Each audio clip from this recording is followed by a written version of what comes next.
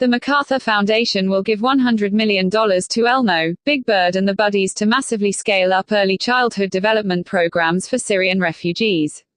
Sesame Workshop and the International Rescue Committee won a global competition by the MacArthur Foundation seeking solutions to what the judges called a critical problem of our time.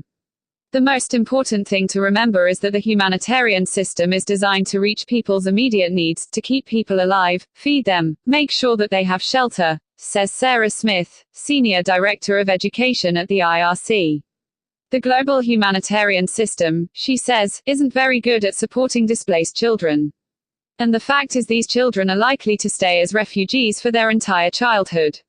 With this huge grant from the MacArthur Foundation, which also gives to NPR, the IRC and Sesame Workshop plan to launch what they're describing as the largest early childhood intervention program ever created in a humanitarian setting. The plan is to launch a new, regional version of Sesame Street that will be available to Syrian refugees and local kids across Jordan, Lebanon, Iraq and Syria. It will be distributed over traditional television channels, the internet and mobile phones.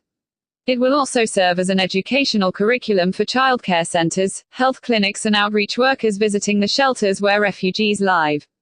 The workers will deliver books to kids and caregivers.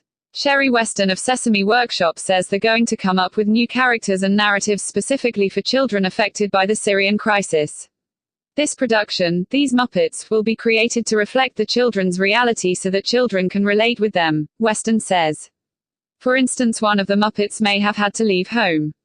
She may live in a tent. She may become best friends with her new neighbors. There may, also, be characters from the existing Sesame Street. On our international productions, it's a mix of characters you recognize and characters that are completely indigenous. The goal is to provide kids with academic skills while also helping them navigate the social and emotional challenges of being forced from the homes. The MacArthur Foundation in a statement said it chose this one project out of hundreds of applicants in an effort to change the system of humanitarian aid to focus more on helping to ensure the future of young children through education. IRC and Sesame Workshop have already been running a preliminary pilot of this program. But they say without the influx of this $100 million they wouldn't be able to launch such a major campaign across the region.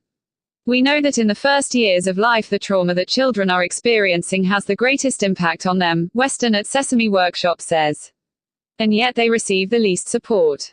This project and this new grant aim to flip that script.